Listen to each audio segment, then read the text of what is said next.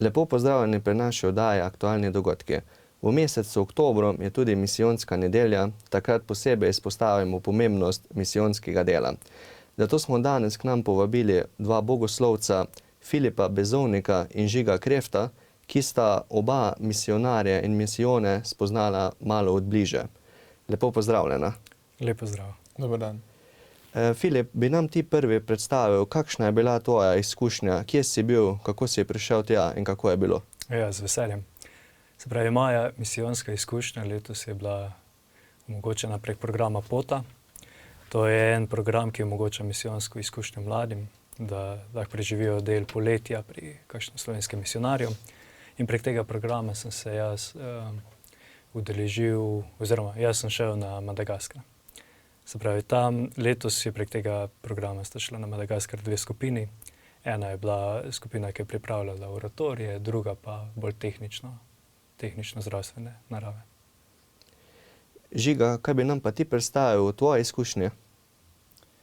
Jaz sem bil par let nazaj v Etiopiji, bil sem pri Salezijancih, misionarjih, na 3 različnih centrih, kjer se ukvarjajo z vzgojo mladine. Imajo tudi župnije, pa tudi v bistvu misijonsko poslanstvo v tistem delu države. Žiga, kako si pa videl misionarje? Kako si spoznal njihovo delo in poslanstvo? Jaz sem jih videl kot ene velikane vere. To pomeni res taki predani možje, ko res so dali življenje za tiste otroke.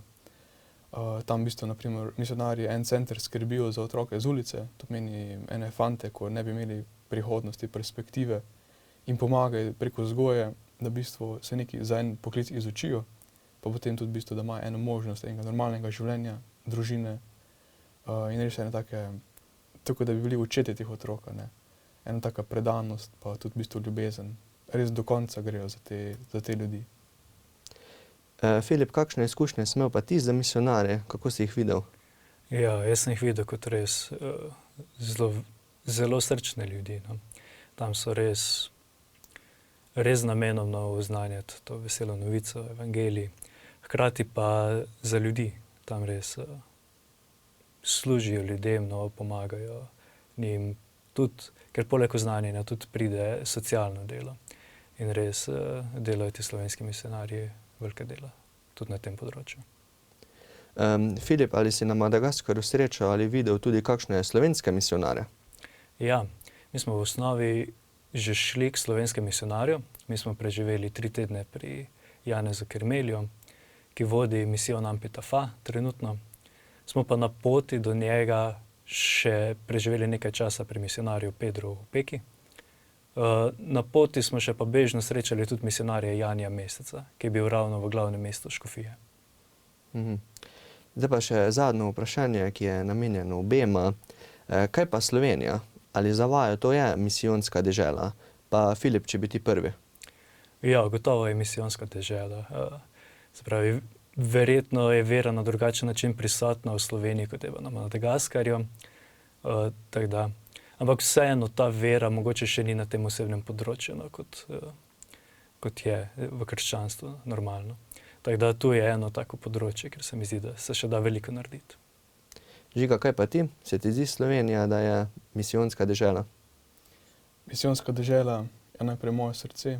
Tu bi rekel, da je še nekaj prostora za Jezusa, to pomeni kar nekaj področij, dežel v mojem srcu, no, kjer še ni Jezusa veselega oznanila.